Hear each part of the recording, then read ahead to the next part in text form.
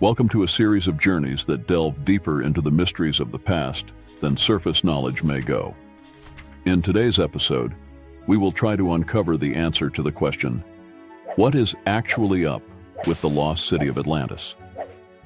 No pun intended. Is it merely a myth, or could there be some truth hidden beneath the waves? And why does it still carry a steadfast presence in literature, art, and varying media? Today, you should definitely know more to answer some surrounding questions about this fabled island superpower. Atlantis is a supposed ancient city-state that has captivated the imaginations of scholars, adventurers, and dreamers for millennia. It's deemed to go back as far as 9,000 years, according to the ancient Greek philosopher Plato. But is there any evidence to support his extraordinary claim that there was once an island greater than Asia and Libya combined past the Pillars of Heracles in the middle of the Atlantic Ocean? Let's find out. The first mention that has been chronicled about the existence of Atlantis comes through the works of Plato's dialogues, Timaeus and Critias. In it, he described Atlantis as a powerful naval empire located beyond the Pillars of Heracles, which we now know as the Strait of Gibraltar. According to Plato, Atlantis was a utopian society with advanced technology and a thriving culture that was in control of the Western Hemisphere. It represented the literary counter-image of the Persian Empire, which was controlling the eastern part of the world at the time. But it wasn't ideal. Whereas in Republic, Athens was described to be a perfect society, a society whose leaders were driven by ideals, such as wisdom, knowledge, and a deep understanding of truth. Atlantis represented its counter-opposite, power and material wealth, an education geared towards military training and conquest strategy, rather than wisdom and enlightenment, were the core values Atlantis was said to perpetuate. Upon attempting to conquer ancient Athens, trying to tip the power scales further in its favor, it fell out of said favor with the Greek deities. This ultimately led to its literal downfall and its subsequent place on the vast history timeline.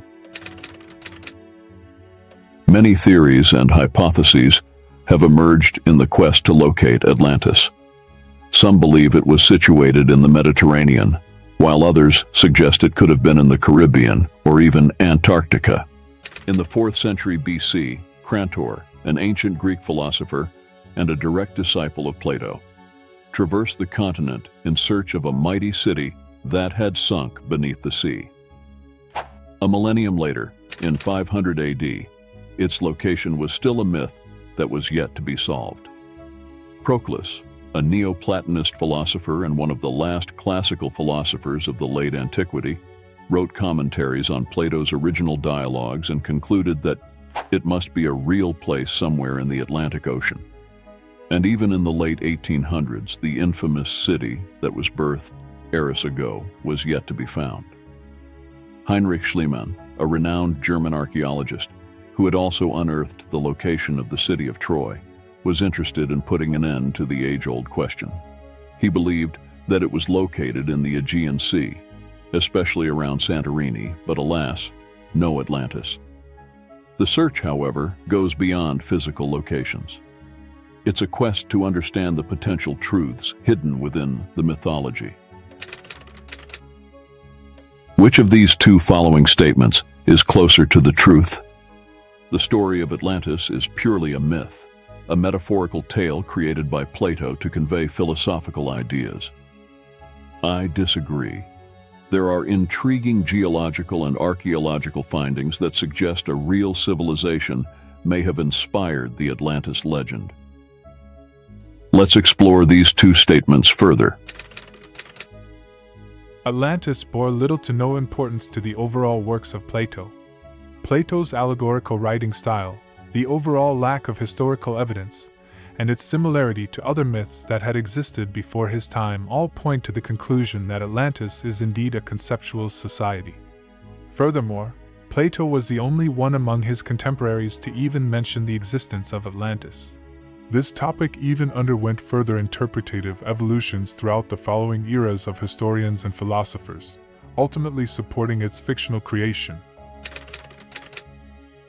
There are ancient coastal cities that had once been part of Earth's landmass that have now been rediscovered underwater. The sunken Indian city of Dvarka or the ruins of Bai in Italy are two such examples. So it isn't entirely impossible another ancient civilization had met the same fate. Furthermore, Plato's detailed description of the island's geography, architecture, and political structure also lends credibility to the existence of such a place or civilization that etched its mark in history. A volcanic eruption on Santorini that had occurred and led to its destruction in 1600 BC also draws many parallels to Atlantis' doom, showing that there is a historical account to go off of in proving its existence. The debate about Atlantis will continue to fuel our curiosity and imagination. Even though no tangible evidence has ever been found with regards to the physical location of a giant superpower that was Atlantis, the fact that a mythical place remains a topic of discussion to this day is human, yet still noteworthy.